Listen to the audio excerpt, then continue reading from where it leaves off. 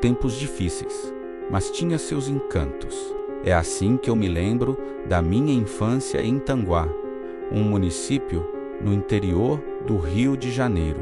Eu gostava de lá, morava em um bairro pequeno, com muita vegetação e ruas de paralelepípedo. Não tínhamos muitos recursos.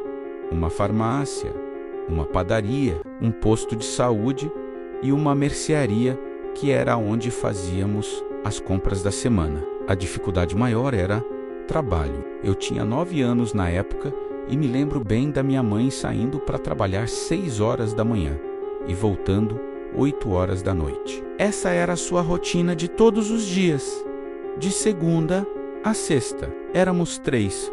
Miriam, minha irmã mais velha, ela tinha 13 anos e tomava conta da gente.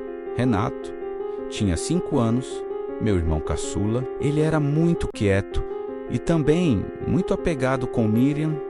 E eu, Lúcio, eu já trabalhava. Sempre que chegava da escola, eu ajudava o dono da mercearia com a arrumação. Mas a dificuldade ainda era muito grande. O dinheiro que eu recebia era pouco. Não pagava nem mesmo uma conta para ajudar minha mãe. Mira era filha de outro pai.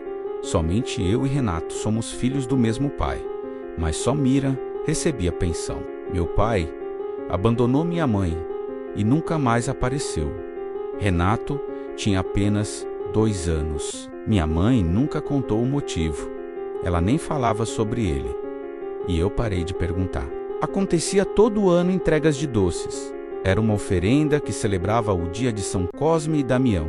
As ruas ficavam cheias de crianças. Minha mãe era evangélica e não gostava que a gente pegasse.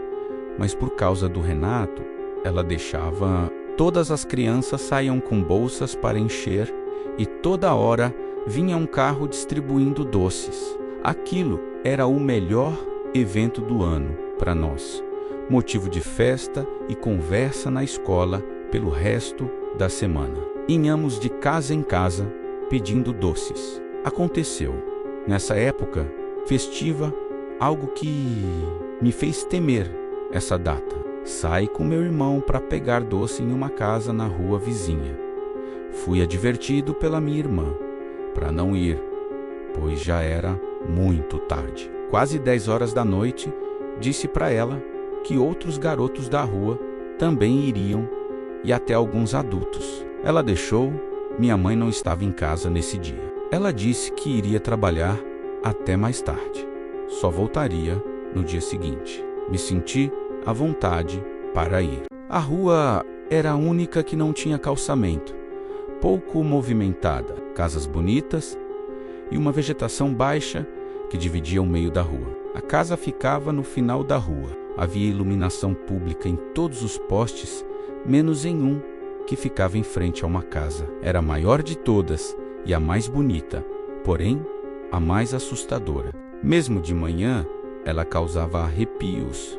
As árvores da entrada eram enormes. As suas sombras cobriam grande parte da sua estrutura, tornando o ambiente mais bizarro ainda. Passamos correndo pela frente da casa. Até os adultos que estavam com a gente evitaram ficar para trás. Ao chegarmos na casa, já havia crianças lá, aguardavam a entrega dos doces. Uma senhora veio lá de dentro com 2 bolsas, cheias de pacotinhos. Ela sorriu ao ver a aglomeração de crianças. Brincou dizendo: "Quero saber se vocês vão escovar os dentes depois de comer os doces. Quem não escovar vai ter dor de barriga." Os adultos riram, mas as crianças estavam ansiosas para receberem os seus doces. Uma a uma foram saindo, mas quando chegou a minha vez e de meu irmão, os doces haviam acabado. A senhora disse para não nos preocupar, pois tinha mais, e que ela iria buscar para nós. Minutos depois, ela retornou com os pacotes. Por terem esperado, vocês vão ganhar 2 pacotes cada. Renato sorriu e agradeceu. A senhora sorriu de volta. Eu também agradeci e nos despedimos. Mas quando eu me virei para ir embora, as outras crianças já estavam longe. Peguei meu irmão pela mão e disse: "Vamos correr para alcançar os outros."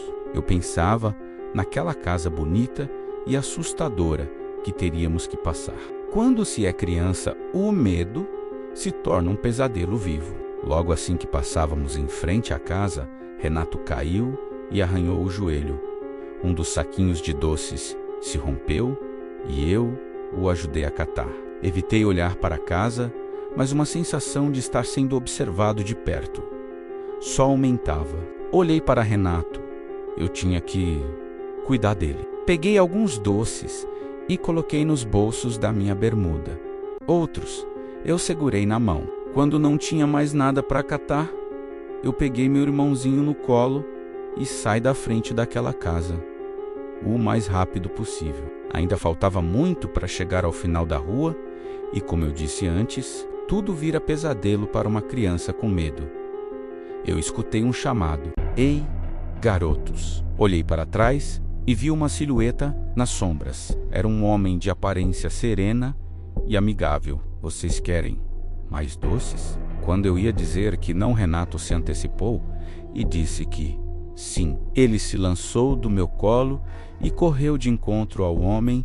Por um momento eu fiquei sem reação. Eu tinha 9 anos e estava com muito medo. Eu vi o homem segurar meu irmão pela mão e ir para trás de uma árvore. Meu corpo reagiu nessa hora e eu corri até ele. Eu o puxei. O homem me chutou na barriga. Depois me puxou pelo cabelo. Mandou que eu ficasse quieto ou nos machucaria. Eu estava sentindo muita dor, mas não chorei. Antes que o homem fizesse mal ao meu irmãozinho e a mim, eu ouvi um estalo que veio do casarão abandonado.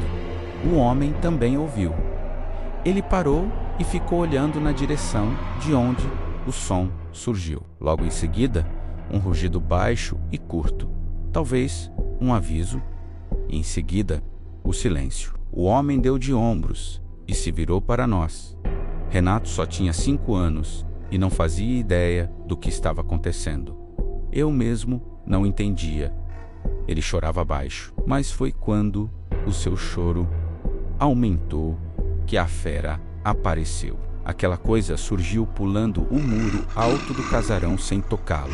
Antes que o homem tivesse chance de se defender ou fugir, a criatura avançou sobre 4 patas em uma velocidade quase imperceptível. Quando eu pisquei e abri os olhos, nem a criatura e nem o homem estavam mais ali. Eu ainda sentia a dor do chute que o homem havia desferido em mim.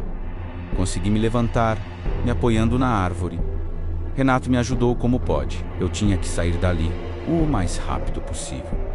Corri segurando meu irmãozinho pelo braço. Antes de chegar ao fim da rua, eu olhei para trás. Eu não sei se era minha imaginação ou se foi verdade, mas eu juro que vi a fera de pé no meio da rua, nos olhando. Era como se estivesse tomando conta de nós. O resto da história foi a surra que eu levei da minha mãe e um sermão da minha irmã. Eu não contei sobre o homem para ninguém. Se eu contasse, também teria que contar sobre quem nos salvou. Mas na noite seguinte, eu acordei quando escutei minha mãe falando com alguém na porta de casa. Já era de madrugada. Da janela do meu quarto, eu podia ver a entrada da nossa casa. Consegui ver que era alguém alto, muito alto. Ouvi minha mãe dizer com um tom baixo, mas agressivo: "Os meninos estão bem. Agora vá embora e nunca mais volte aqui." Ela bateu a porta. A figura estranha se virou para ir embora. Não sei ao certo o que vi ou quem, mas era alto. Não deu para ver o rosto, mas os braços estavam cobertos de pelos. No dia seguinte, eu perguntei para minha mãe quem era o homem com quem ela estava falando. Ela me olhou rapidamente e se virou. "Não era ninguém. Isso não é da sua conta." Minha mãe era brava, mas nunca foi injusta com os filhos. Ela logo percebeu que foi desnecessário brigar comigo e se desculpou. Eu, que não sabia a hora de me calar, disse: "Os braços dele eram peludos." Ela regalou os olhos. Senti que ela tentava mentir ou desconversar, mas não conseguia sequer falar. Então surgiu a revelação. Aquele era o seu pai. Hoje eu tenho 38 anos e sei perfeitamente que fui salvo naquela noite por um lobisomem e que esse lobisomem é o meu pai. Nunca mais ele nos procurou. Meu irmão não se lembra dessa história e eu até fico feliz por isso. Minha mãe nega a sua parte também, mas eu sei, e toda noite de lua cheia eu gosto de sair de casa. Eu me sinto mais protegido.